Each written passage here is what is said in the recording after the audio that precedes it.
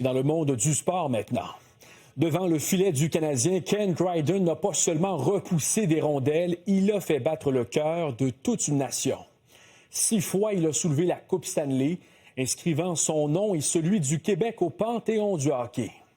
Hier soir, à l'âge de 78 ans, Dryden s'est éteint. Un départ qui plonge non seulement les partisans, mais aussi ses anciens coéquipiers et bien au-delà tout le Québec dans le deuil. Mathieu Bédard. Ken Dryden a marqué l'imaginaire des fans de hockey durant ses 8 saisons avec les Canadiens de Montréal. Dryden a débuté sa carrière en 1970-71, lui qui était tout droit sorti des rangs universitaires. Lorsqu'il est arrivé en 71, nous, on n'était pas habitués de voir des gars qui arrivaient directement de l'université avec leur livre en dessous du bras. C'était comme un extraterrestre qui arrivait dans notre vestiaire. Puis on le regardait et on disait, je suis pas sûr qu'il va réussir.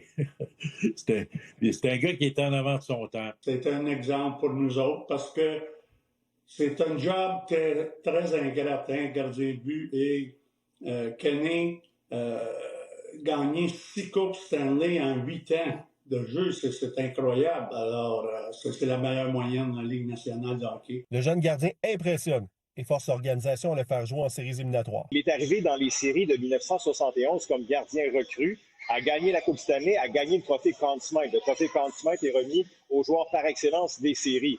Et l'année suivante, ça a été sa première véritable saison. Il a été nommé la recrue par excellence dans la Ligue nationale de hockey. Il n'y a aucun autre joueur dans l'histoire qui a gagné en premier le titre de joueur le plus utile à son équipe en série et ensuite le trophée de la meilleure recrue dans la Ligue nationale de hockey. Dryden est rapidement devenu un des favoris de la foule par sa combativité devant le filet et sa fameuse pose sur son bâton de gardien. Moi, je me souviens des conversations que j'ai eues avec Serge Savard, avec Guy Lapointe, qui était mon adjoint avec les Nordiques de Québec, qui me vantait des bienfaits de Ken Dryden, de ses matchs à Boston à l'époque contre les Bruins, contre Esposito, contre Bobby Orr, les premières périodes que Dryden gardait son équipe dans le match.